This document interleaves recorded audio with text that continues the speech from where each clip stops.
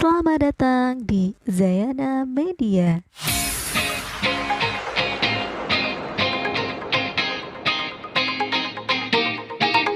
Di masa pandemi ini, jangan lupa rajin cuci tangan, memakai masker, dan menjaga jarak. Assalamualaikum warahmatullahi wabarakatuh. Hai anak-anak, berjumpa lagi dengan Bu Lina. Pada kesempatan kali ini kita akan belajar materi kelas 4 tema 6 subtema 1 pembelajaran 4.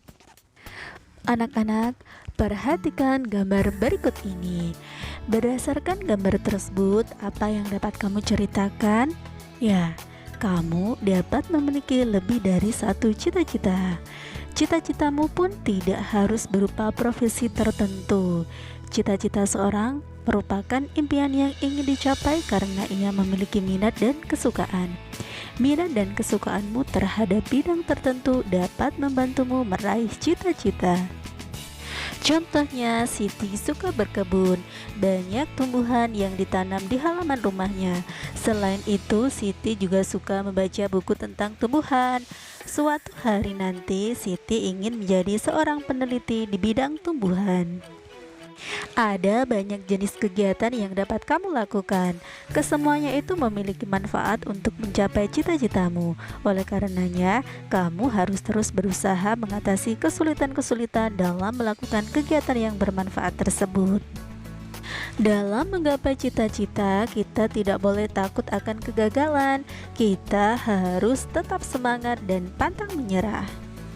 Nah, sekarang ayo kita simak beberapa kisah tentang orang-orang yang meraih mimpi besarnya dengan menghadapi kegagalan terlebih dahulu. Kisah sukses mengatasi kegagalan. Michael Jordan, pemain basket dunia. Saat duduk di bangku SMA, Michael pernah gagal masuk tim basket sekolahnya. Ia dianggap tidak cukup tinggi untuk memenuhi persyaratan masuk tim kebanggaannya. Dengan usaha yang sangat keras, ia terus berlatih dan berlatih. Pada saat menjadi pemain basket kelas dunia pun, ia banyak mengalami kegagalan. Ini pengakuannya. Sepanjang karir saya, lebih dari 9.000 tembakan saya meleset. Saya pernah kalah dalam 300 pertandingan. Paling tidak, 26 kali saya dipercaya untuk melakukan tembakan penentu kemenangan, dan saya gagal. Saya telah berkali-kali mengalami kegagalan, tetapi karena kegagalan itulah saya berhasil. Kisah yang kedua adalah dari Thomas Alva Edison, seorang penemu lampu listrik. Semasa sekolah, ia pernah dikeluarkan dari sekolahnya karena dianggap tidak dapat mengikuti pelajaran di sekolah. Thomas kecil bermasalah dengan pendengarannya. Ia harus berusaha lebih keras dari teman-temannya yang lain dengan belajar sendiri di rumah dan membantu ibunya yang miskin. Dengan belajar sendiri di rumah, Thomas membaca banyak buku yang memacunya melakukan berbagai macam percobaan di bidang sains. Beribu kali ia gagal, 2000 kali ia mencoba kembali. Ia tak pernah menyerah. Kegigihannya berbuah manis, sehingga kita dapat menikmati terangnya lampu pijar ciptaannya. Dapatkah kamu bayangkan jika ia menyerah? Thomas menceritakan rahasia keberhasilannya. Jika saya ditanya apakah yang dapat membuat seseorang berhasil dalam hidupnya, jawaban saya sama. Orang itu harus terus menambah kegagalannya. Jika kamu takut gagal, kamu tidak berani mencoba dan berusaha. Berdasarkan bacaan tersebut, kita ketahui bahwa Michael Jordan bermimpi menjadi seorang pemain basket, sedangkan Thomas Alva Edison bermimpi menjadi seorang penemu lampu listrik. Lalu, kegiatan yang senang dilakukan oleh keduanya adalah mereka terus belajar dan berlatih. Adapun tantangan yang dihadapi Michael Jordan adalah bahwa ia pernah gagal masuk tim basket di sekolahnya. Ia dianggap tidak cukup tinggi untuk memenuhi persyaratan masuk tim kebanggaannya. Sedangkan Thomas Alva Edison kecil bermasalah dengan pendengarannya.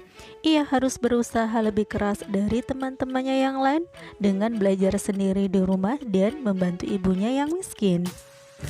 Lalu, bagaimana cara mereka menghadapi kegagalannya? Ya, mereka tidak mudah menyerah untuk meraih mimpi dan terus giat berlatih. Perhatikan gambar berikut ini. Negara Indonesia yang terletak di titik persilangan antara berbagai bangsa menyebabkan beragamnya ras yang ada di Indonesia. Ras berkaitan dengan ciri-ciri fisik atau ciri tubuh. Setiap suku di Indonesia mempunyai ciri fisik yang berbeda. Masyarakat yang tinggal di Pulau Papua dan Pulau Aru merupakan satu kelompok ras yang berbeda dengan kelompok lainnya. Kelompok masyarakat Sakai dari Riau, suku Kubu dari Sumatera Selatan, suku Tomuna dari Pulau Muna, masyarakat Enggano di Bengkulu, dan masyarakat Mentawai memiliki kemiripan satu sama yang lainnya. Masyarakat Batak, Toraja, dan Dayak ada dalam kelompok ras tersendiri. Demikian juga dengan kelompok masyarakat Madura, Jawa, dan Bali memiliki ciri fisik yang hampir serupa. Mengetahui keragaman ras dan ciri fisik suku-suku yang ada di Indonesia sangat bermanfaat bagi kita, yaitu bisa menambah pengetahuan kita.